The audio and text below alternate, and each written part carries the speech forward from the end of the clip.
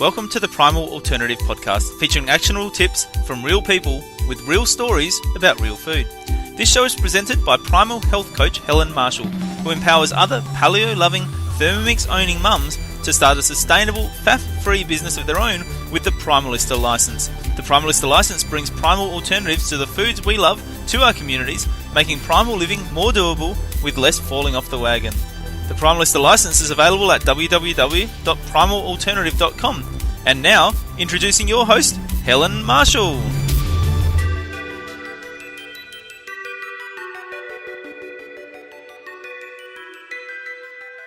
Hello Primal Pals, I'm here in Dunedin in New Zealand, just coming to the end of a wonderful 3-week family holiday. New Zealand and Dunedin is the birth town of my husband Mike the Chippy, and we've been having a great time catching up with family and friends and enjoying the school holidays here. And it's been incredible, a real awesome experience. And so I'm slightly in holiday mode today. Not completely clear and coherent as usual, but very excited to bring to you today's episode with Fiona Douglas from The Healthy Spin. Fiona is a Thermomix consultant that's based in Perth. She's a blogger, incredible recipe developer. You might have seen her lamingtons that she made earlier in the year, that they were featured on the Primal Alternative blog, and incredible. Go and search for those if you fancy trying those out. But she's also got many more recipes, very mouth-watering and all absolutely delicious. So we're going to jump into the conversation with Fiona by finding out what she had for breakfast, and you're going to love this episode. It's so inspiring. You're going to pick up heaps of actionable tips to bring a little bit of health into your everyday life. Now, I've got a really exciting announcement to make. This little WA girl is flying over to Sydney, Kiama and Canberra. I'm doing a little triangle of awesomeness in the first weekend of June. So I'm attending the Kiama Wellness Base Camp, where I'm going to be inspired, watching the likes of Fuad Kassab, Helen Padarin, Marcus Pierce, Brett Hill. Can't wait to meet them all in real life, all my wellness couch buddies, and give them a big hug. I'm really looking forward to that. I'm also going to be meeting some of the East Coast Primalistas who will be exhibiting at the Wellness Base Camp in Kiama. So come down and meet us, buy some of our products, try our range, meet the Primalistas, get to meet me.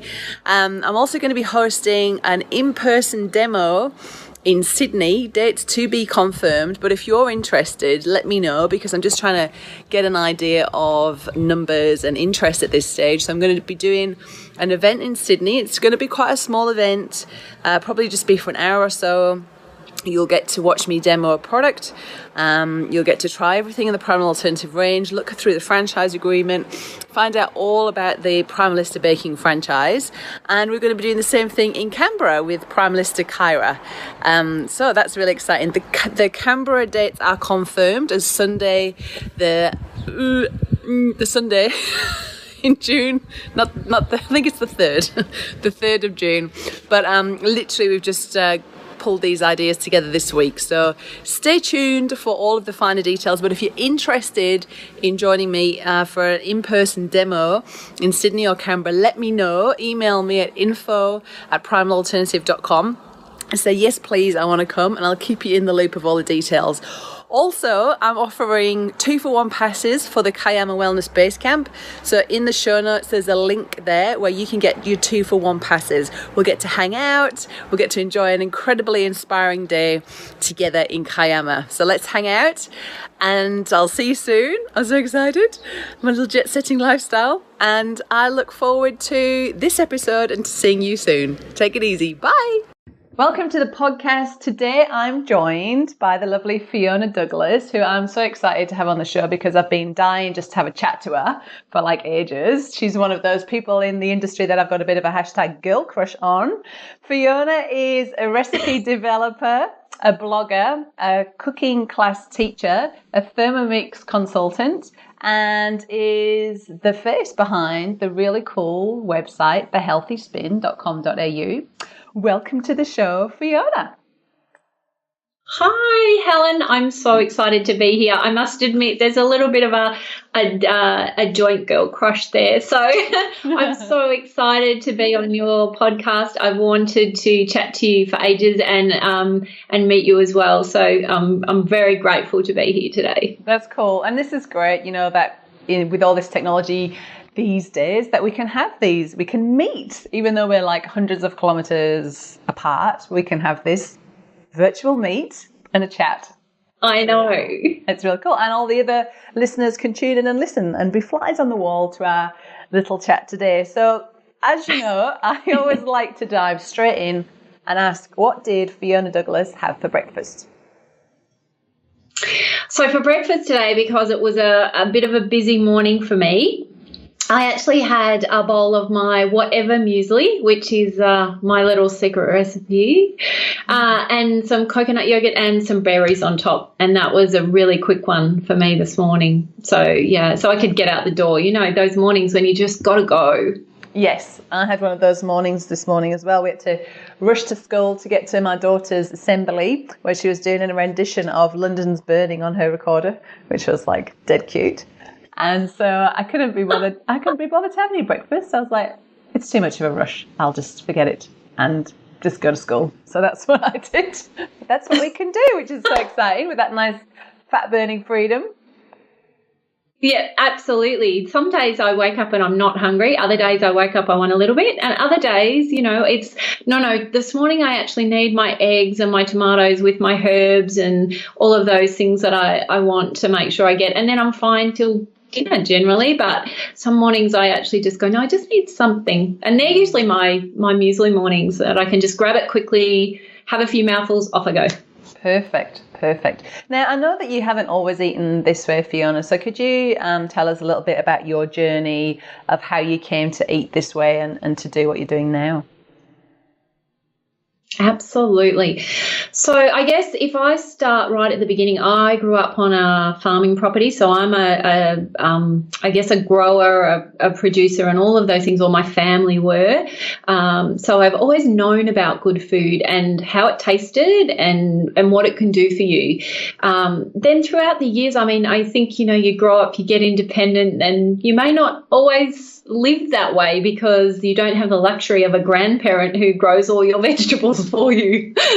So I think, I strayed from that for a little bit, did all the things that normal, young adults do and not necessarily ate the right ways. And then I think that and probably the stresses of normal life just got in the way and I did have health issues. And my health issues resulted in weight loss rather than weight gain. So I was one of those people who could eat chocolate and anything I wanted and basically just couldn't put on weight at all. And people like you. I know, I'm sorry. I know, but we laugh about it. And I remember just recently when I was at the Quirky Cooking. Yes, Jo as well. She's the same. Jo said that too. That's what I was thinking. And and Fuad was like, "Oh, it's people relate to my story of being overweight more than they relate to your story of being underweight." But yeah, it's just as stressful, which end of the spectrum you're at, right? I think it is actually, and I think it's a lot rare for people to be underweight, but it doesn't mean you don't have a lot of the same issues that people have when they're overweight. So, because you can look thin on the outside and people think you look great, but on the inside, you're not so great. And that's what happened to me. Basically, I ended up with autoimmune diseases. I had one of the most, I guess, the worst symptoms that I ended up having was a systemic candida, and that's just horrible. And it's not one that a lot of people talk about. So I'm actually really pleased to be able to talk about this today because when I was trying to find information on how to help myself, it was really hard. But that was one of my main symptoms, that and at the time I was working in a corporate job, and so I would literally, every time I ate food, I would almost be comatose, and that wasn't from not eating healthy food. That was just that my body couldn't digest it. So it worked so hard that I literally had to fall asleep in 20 minutes and sleep for an hour, or I couldn't cope. So that's not really good when you're trying to live life and do what you do. So yeah, that kind of, I guess when I got to that point, it really shocked me and scared me. I thought something was really, really wrong. And then I just started researching everything I possibly could, spoke to as many people as I could, got as much professional advice as I could, and started healing myself through food. As well as, a naturopath was helping me with that. She was keeping an eye on me. And that was my personal journey.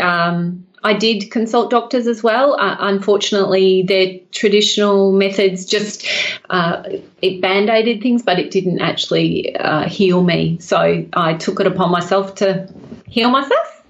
So so well done. You've reclaimed your health just by getting back to food that's medicine, as opposed to putting you in a food coma and making you have to sleep for an hour after you've eaten, which is, like you say. Your body. It's not like your body was failing you. Your body was just actually serving you and trying to, do its best to help you survive, even if it didn't quite fit in with your 9-to-5 job.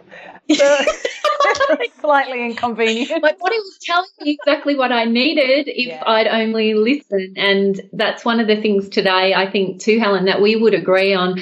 I think as a society, we've lost the ability to listen to our bodies. And that's one of my big messages is for people just to listen to their body.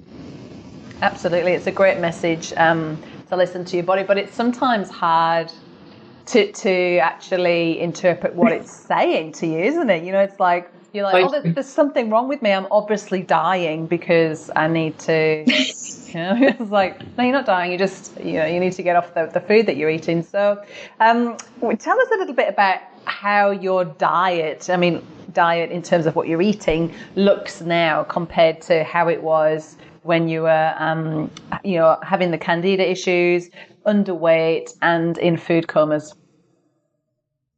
So that's a really interesting question, because when I was having my food comas, as you call it, and I love that, and having the candida issues, I thought I was eating really healthy. I really did. I believed in my heart that I was actually eating,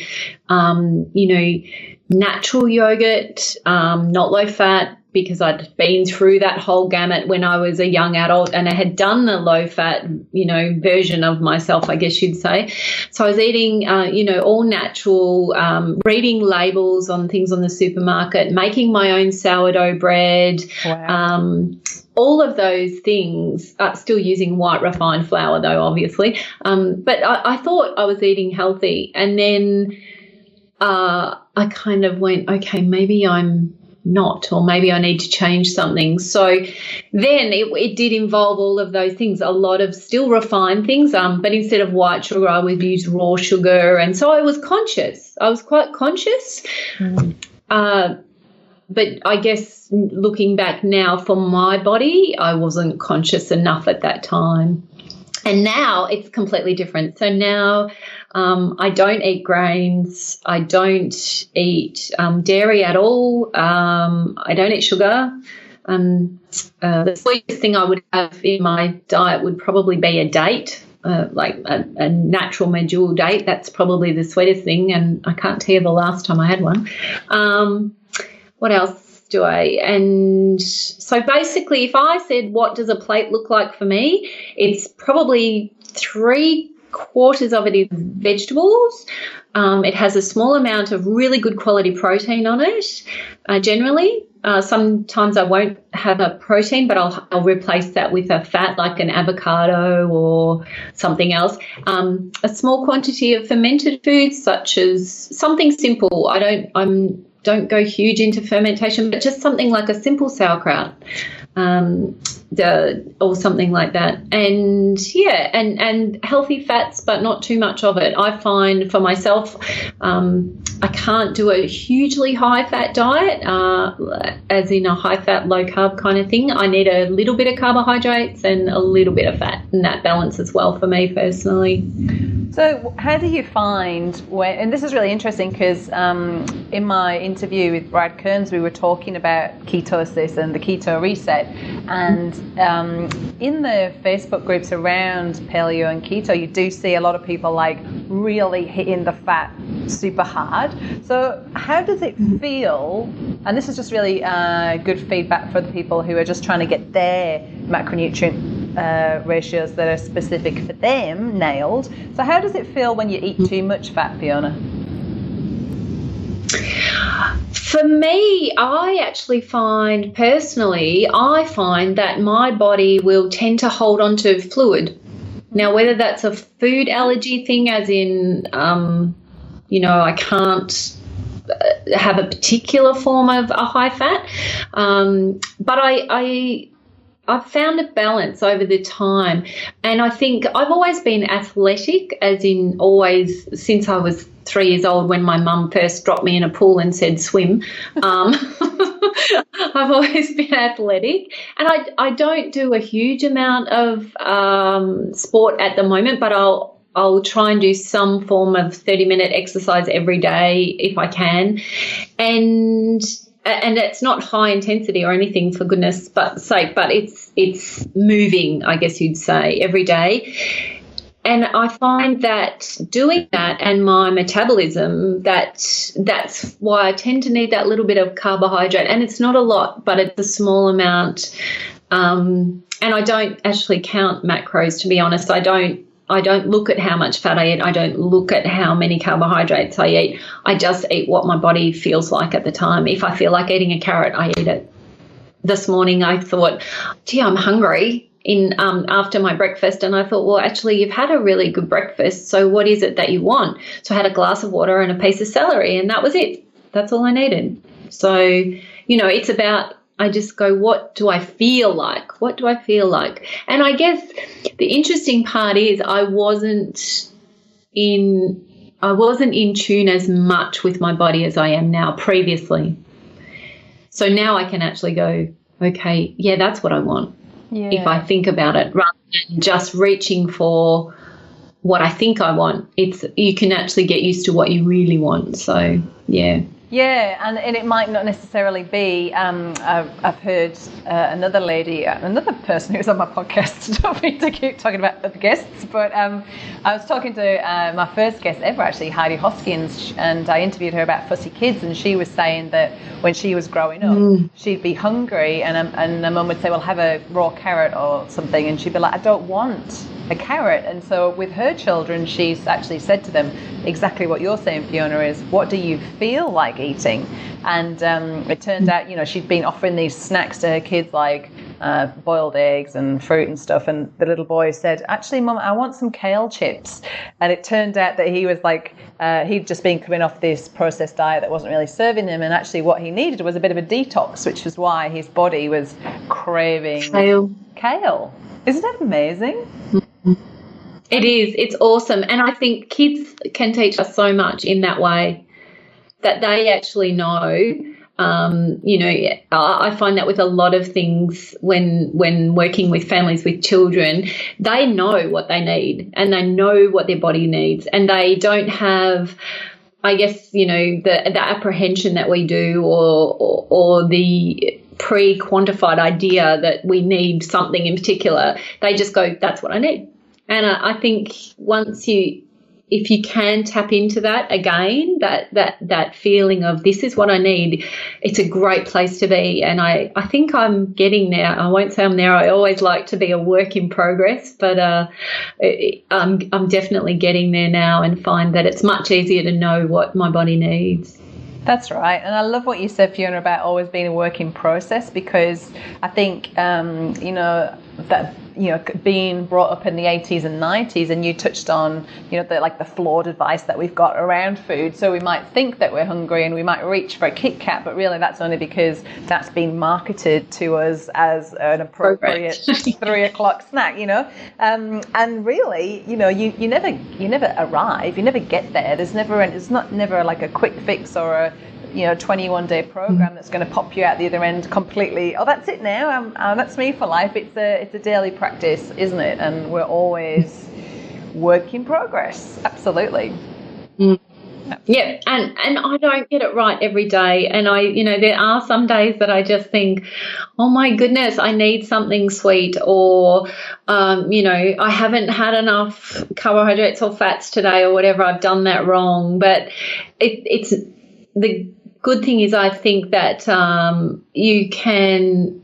it's about making the best decision at the time. I think that's it. With the knowledge that you have, make the best decision you can at that time, and don't crucify yourself. If it happens to be wrong, it's okay.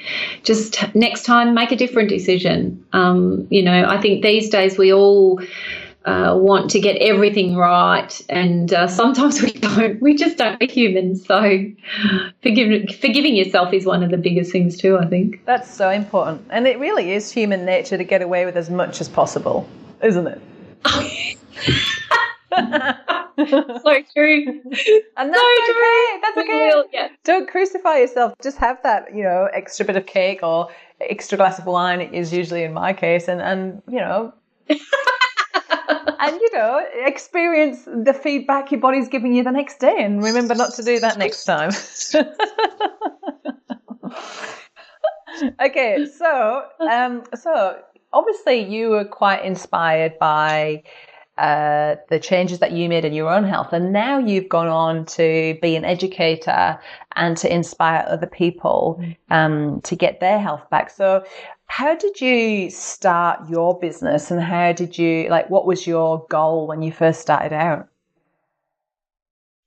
Well, I first started my business many years ago. It was around about 2009. I think I registered my business name initially, my first business name. And the reason I started that was because I just really wanted to teach. I think at the time, sorry, I'll just digress slightly. At the time, we were a society where a lot of people were eating out because it was convenient and it was easy and it wasn't too expensive.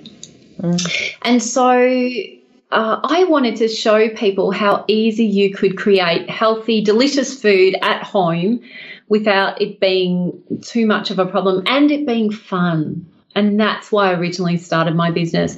And so that was teaching people cooking in their own home.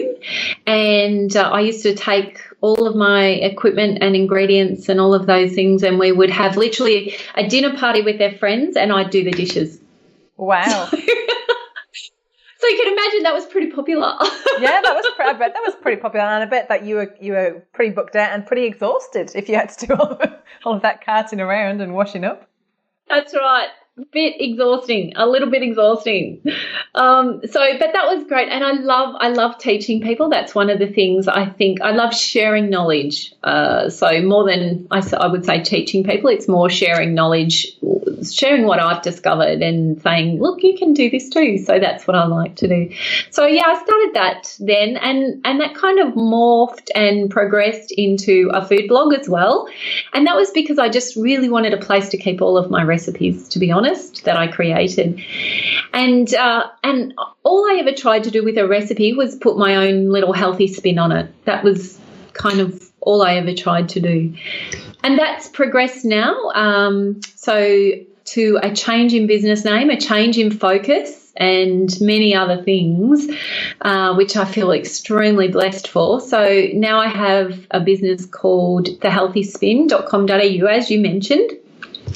And that is, I would say, my little piece of how I can help people bring health into their everyday life.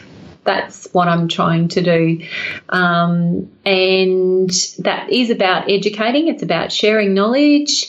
It includes things like Thermomix recipes, lots of them, as well as general tips on wellness advice, anything that I find that I think my audience may be interested in, I usually just share or give my opinion on occasionally. And still teaching as well. So there's cooking classes are coming.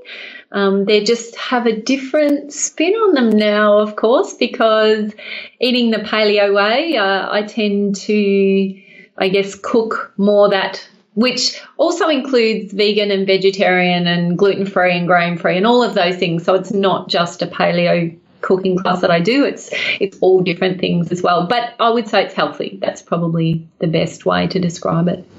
So if we were to come to one of your cooking classes, Fiona, what would we expect? Wow. Okay, so let me think of one we've done recently. So we did 3 different kinds of dips. So I call it, my trio of terrific dips, with some beautiful seed crackers. And then we did a cauliflower rice with a Thai chicken curry. With a difference, so it's not a traditional red curry or anything like that. It's my own little recipe, which I love. We did a sweet potato steamed pudding, and then salted caramel bliss balls for everyone to take home. Oh, that sounds amazing! Oh my goodness, that sounds so good. And salted caramel, oh my goodness, that's my favourite. All of my recipes are like, I call it Snickers.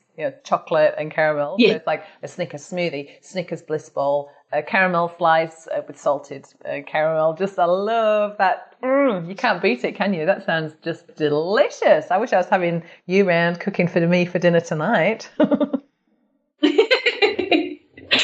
It's really very interesting. I often get asked with, obviously with Thermomix and things like that, people often say, will you come and cook for me every night? And it's like, but my husband might actually be a bit, for the first few days he'll be happy about that because I won't be, he'll have his time, and by the end of the week he won't be happy. No, and I'll be probably quite hungry too if you took the Thermomix with you and you're cooking at someone else's. Exactly.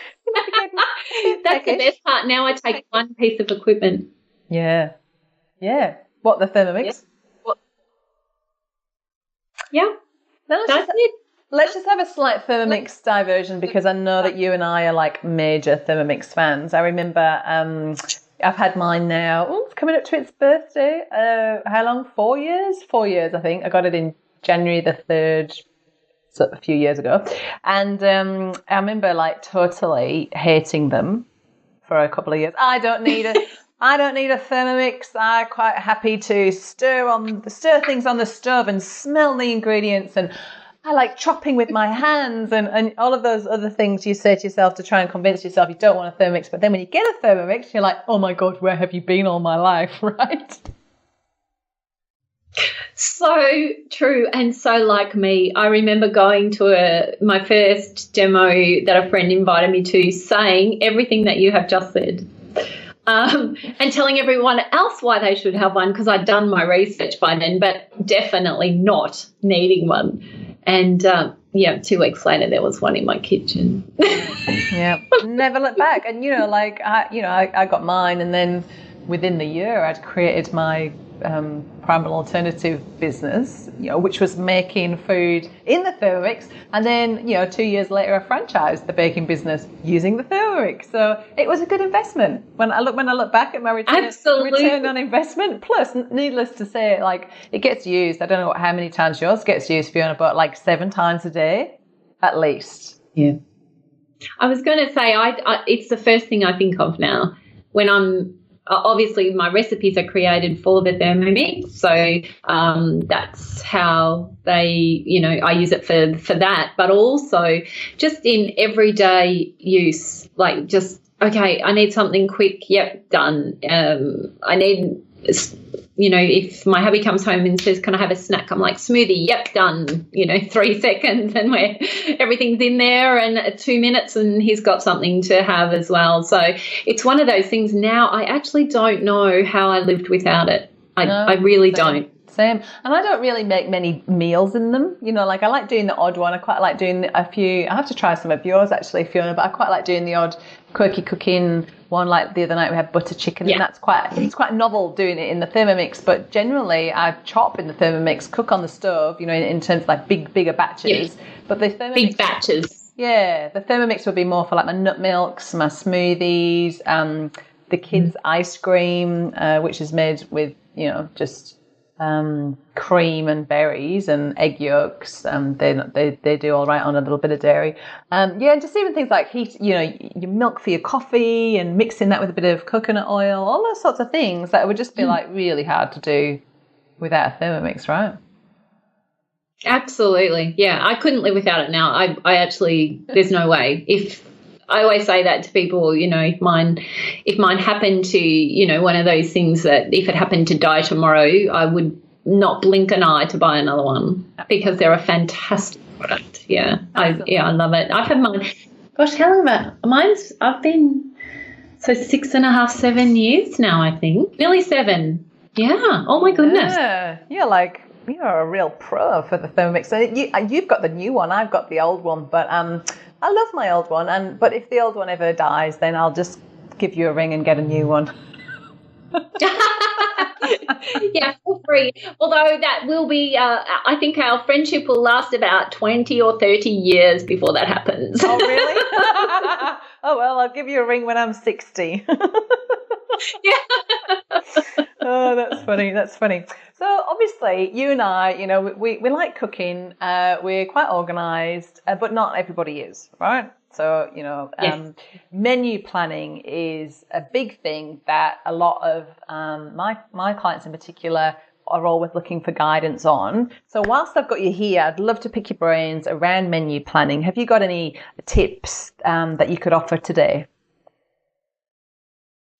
Absolutely. So I usually choose one day of the week, and it's generally either a Saturday or Sunday for me, when I actually so I'll shop in the morning on one day, usually Saturday. I do my market shopping, and then on the Sunday, usually I've got my plan of things that I'm going to make ahead for the week. So, you know, for example, a couple of things that I love to do, there's a rich chorizo sauce that I do, and I do a double batch of that. And the reason I do that is because some of that will actually go into a baked eggs, so an individual baked eggs or something like that, and then the rest of that becomes a pasta sauce. So that's really easy.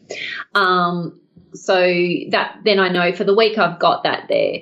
And I'll do things, I think like you said, Helen, the bulk cooking. So I'll do a bulk cook of something, and it may even only be a base tomato sauce, so that then you can add things to that. But you've got your base already done. You know you don't have to do that as well. And quite often I'll freeze little portions of that. And then the night before, the next day when I know that's what I want to eat, I'll just pull it out and leave it in the fridge overnight, and it defrosts, and then I can just add, whether it be just a little bit of mince and some mushrooms to it, and then I know I've got that. I can cook a steak, have some of that on the top, some steamed vegetables, we're done, you know. So keeping it simple is really, but I do so I think of ways I can reuse things. That's probably my biggest tip, is don't use something just once. Think of how you can use it for a couple of dishes, but in different ways, so it doesn't taste the same. Yeah, because people would be complaining, oh, not this again. Oh, this is boring. We've had this 4 nights on the trot. Exactly. Yeah, like what? Are we having that again? Yeah. So, and the other, absolutely. And the other thing is, I think the basic ingredients are the important ones. So I'll also make, like, I know every single week that we're going to use coconut yogurt, so I'll make that. And every single week we're going to use mayonnaise in some way, shape or form, whether it be for lunches or for in a salad or whatever it's going to be. So I'll make sure I make that. So making the basics, knowing that you've got those in the fridge, I think that's a really great one. And cooking up, you know, boiling a dozen eggs and just leaving them in the fridge so that when you want a quick snack and you're just not sure, they're there. Because that way you don't reach for things that you may not necessarily want to eat because you know something's there that you can just grab. Absolutely. Simple things like that, I would say, are probably my best meal plan stuff. Yeah, the basics. Yeah, having the basics in and having those staples in, like you mentioned your mayonnaise, your coconut yogurt, like that really can just transform a dish, can't it? Like if you're just having, like you mentioned before, your steak and steamed vegetables, well, if you've got a nice blob of mayonnaise on there and a little bit of fermented vegetables, it just takes the whole dining experience like next level and more filling, and oh my goodness, it's worth buying a Thermomix just to be able to make mayonnaise. This really isn't, this show is not sponsored by Thermomix. It's not an infomercial for Thermomix.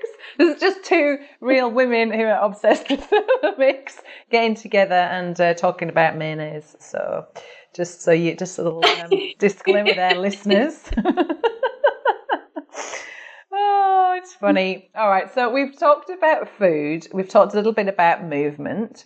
What other things do you feel are essential personally for you, Fiona, around optimizing your health? Optimizing my health. So I would say there's probably a couple of things that I have focused on in healing myself, and I do so now, and I use every day. So there's probably two things I do every day that really help. One is, and this is not a sponsor of the show either, but I use essential oils. I've used them since I was 20. So since when I was in my late teens, I discovered lots of different things, and essential oils were one of them. And I hadn't used them for a long time. And when I started working on my health, I began using them again and have had wonderful success with those. So that's something else that really helped me regain my health. And now I use them for my emotional health more than anything. I actually find that they really support me emotionally on a daily basis to stay centered and stay, without sounding cliche, stay true to what I'm doing as well, because we can all get a bit erratic and scatty and, overwhelmed. It's not even, and the erratic and scatty are not meant as a negative because, there are days that my hair doesn't look this nice and my hair is out here, and my eyes are somewhat, not straight in my head. So, but I do find that that's something that really helps me. And I would say probably one of the other biggest things I've done is learn to deal with my own stress, because these days I think as a society we put so much pressure on ourselves for whatever reason. There's, it can be anything from just having too many appointments in a day simply to having unreal expectations of ourselves and others around us. And so I think that is one thing that I've done that has just brought my health back into check, is really managing the stress and saying no when no's applicable and saying yes when yes is applicable as well. So, yeah, I think those two things are probably big ones. That's brilliant advice because, life's life, and these days it really is overwhelming. It doesn't matter if you eat grass-fed meat and put beautiful essential oils on your feet before you go to bed. Like, life's still happening, isn't it? And it really is all about developing that resilience to be able to handle whatever's thrown at you with grace and ease. And it's wonderful that you've got these tools that you can like in your toolkit that you can reach out to when you need it, and you've got that support there. And I'm always really interested because paleo, and I can see you've got the oils in the background there for those that are watching on YouTube. There's such an overlap between the essential oils and paleo. It's almost like the two go hand in hand. Like, there's hardly anyone who's doing one without the other, which is really interesting. Yeah, I think it is. I think there's many reasons that people who I guess, believe in the paleo way of living also are drawn towards the oils. And I think it's just that whole thing, because most of us, when we say paleo, a lot of people are confused by that word, or primal, or whatever that might be. People are confused or scared or just really unsure. And to me, it just means natural as possible. And I think using essential oils, that's all we're doing. We're just fortunate enough that someone has, got 50 ton of rose and put it into a bottle for us, so we don't have to do that ourselves. But it's to me, it's about natural. So I use them, and probably like you, Helen, for cleaning, for if I burn myself, the first thing I do is grab lavender oil, because then I know that I won't get a blister, and I know it's natural. I don't have medicinal things in my, cupboard. I think if I need those, I have to ring an ambulance or something. I'm not quite sure. I need a bandage. But it's kind of like yeah. And I just. The thing I like about the oil, Go ahead. The thing I like about the oils as well, Fiona, is that it gives you that little, it's like a medical kit, an alternative medical kit. And that's really handy, especially for women listening with families, because, if your little kid can't get to sleep, you could put a little bit of an oil that would help with the sleep, or if a little tummy upset, there's oils for that. Isn't there? There's something, headaches, everything that you can, and sometimes it's just it's a bit of a tricky one to say this, but sometimes just kids and the placebo effect of like mums dealing with this. It's amazing what a Barbie Band-Aid can do. So it's like, there's obviously no medicine in that. It's just a little bit of a TLC and a bit of love, and your little daughter's all right again. So I think that the oils are brilliant. When we're used to popping a pill for every ail, it gives us an alternative to turn to, which is really, because we're all about alternatives here. We love it. Absolutely. The alternatives are the best thing. Absolutely, yeah. And for me, the more natural, the better. That's all. That's all it is. And I love, using the oils. I love being able to make my own food. I love being able to grow my own food to a point. I mean, I can't do what my grandpa used to do, which was just amazing. But I do. I guess it's and that's another thing. So I don't crucify myself for not being able to do what I can't do, but I do what I can and enjoy that as well. That is just total gold wisdom. And I read somewhere once about, I remember it was kind of hip to live off the grid and be self-sufficient. And I remember always thinking, self-sufficiency. And then I read somewhere that actually self-sufficiency is the opposite of community. And what you want to be doing is becoming a genius at, working or operating from your zone of genius and contributing to your community, offering your skills. Meanwhile, somebody else in the community is, like you say, growing the rest of the vegetables that you can't get around to doing, but you're out there sharing your knowledge with the community on how to make their dining experience more optimal and to nourish themselves better. So that's you can't do everything. You can't do that and be a farmer, And I love how you've got that, and you're like, look, because I think these days after the female revolution, where we can do everything, we can do everything, and it is a really empowering time for women. But we need to choose the bits we're going to do, right? We can't. It's not possible to do it all. Absolutely, none of us have a superwoman cape. As much as we would like to think we do, we actually don't. So none of us. I have not met anyone yet who has a superwoman cape. I have met a lot of inspiring women who do what they do extremely well, but no one can do everything. So, and I think you're so right. And that's another thing I love about, I guess, finding like-minded people is that community feel.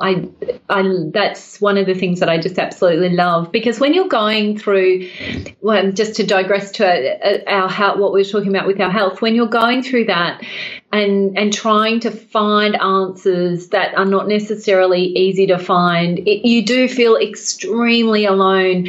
And that feeling of community, and to find someone else who's experienced what you've experienced or has some knowledge around it, is just the most comforting feeling that I think anyone can have. And that's one of the things I love about you doing these podcasts, is that you're bringing so much knowledge from so many different areas into one place that people can find more about anything really, and other people's experiences. So if someone wants to know about a similar health experience to what I've had, then they know where to find me and can ask those questions, which is fabulous. Yeah, I love it. I love it too. And it's so easy to digest, like this in a conversation. It's like, it kind of like goes back to ancient tribal storytelling, just two women getting together, yes, having a yarn and finding out. I don't know if that's a Kiwi one or an Aussie one, but it's not English. And you can just really have a chat and find out something that can help you, even though, we're in an age of like being overwhelmed with information. You can actually just peel it back, find your tribe, find people that can help you and you're not on your own, and you can reclaim your health, which is hugely inspiring and hugely empowering. Now, just wanted to get back to the word natural that you used. And I know that you and I both eat a paleo primal diet, but you don't just cater for paleo and primal people, do you? No, I wouldn't say I just cater for paleo and primal people. I guess a lot of what I do is, it's grain-free, it's gluten-free, dairy-free, refined sugar-free, vegetarian, vegan. Some of what I do, it comes from lots of different areas. It's not anything specific. I think, the way I would wrap it up is just to say it's healthy. So it's low inflammatory, low allergenic, that kind of thing. I don't necessarily follow any particular dogma diet. That's the hard thing. I don't do FODMAPs, I don't do low salicylate or anything like that. I just do healthy food. So yeah, and I think I don't want to label it, and I don't want to confuse people. It's a way to, if you'd like to I guess try something that isn't processed, and you'd like to have a go at making something that you would normally eat that isn't processed, and you've made it yourself, then I hope I can help you. Sounds amazing. Now talk us through some of your favourite Fiona Douglas recipes. Well, there's a few of them. So there's a few of them that are going to be pulled together, I guess you'd say. So I've got a great pizza base that I have been told if I didn't tell people it wasn't real pizza, they wouldn't know. So that's a good one. So I really like that. What else do I really? Oh, I've got a great, what I call my beef chili recipe, which is a little bit of a twist on a bolognese, but it's really simple to make. It's cheap, which is good as well. So it's budget conscious for those who need it. It makes a big batch, and you can do heaps with it. So that's another one I really like. I have to say I'm slightly partial to my salted caramel bliss balls. Can you send me some of those? They sound amazing. I don't make them too often, but I may have a box of 5 kilos of dates in my fridge. You're going to have to work on those. For that exact purpose.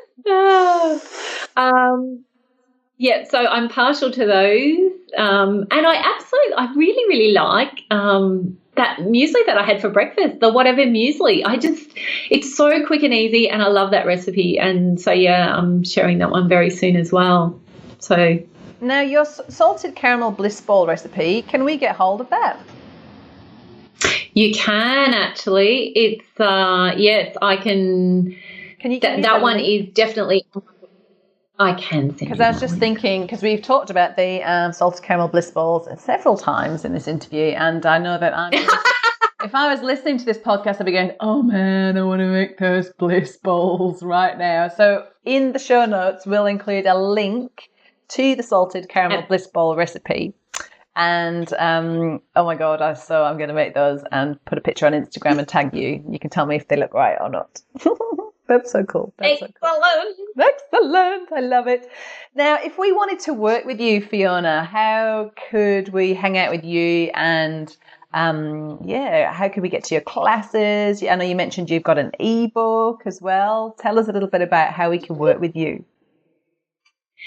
So people can contact me via thehealthyspin.com.au. That's an easy one. Or Facebook by the same name, Instagram the same name. So all the social media ways that you can contact me. Happy to work with people and do classes and anything like that. All of that will be on the website. That's probably the first port of call and the easiest place to go. So you're based in Perth. So what about if people are listening? I know we've got listeners in the UK and New Zealand and the States as well as the rest of Australia. So is it possible for you to do consults like this on Skype at all, or are you mainly just... Absolutely, Skype. Yep, Skype's an easy one for me. Consults like this, Skype or audio chat, whatever people would prefer.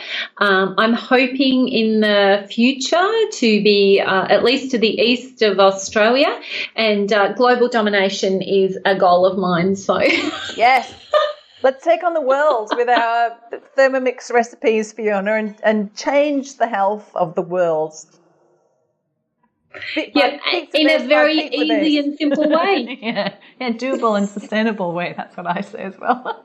I love it. High five. That's so cool. I love it. Yeah. I love it. All right. Well, that pretty much wraps up our show today. Thank you, Fiona, for being such a flipping awesome guest. And I look forward to trying your salted caramel bliss ball recipe. And until next time, we get to see you in real life at another cool event. Goodbye for now. Yeah, thanks for having me. I've loved every minute of it, and so pleased we were able to connect and finally get to do this. Yeah, it's been awesome. Thanks, Fiona.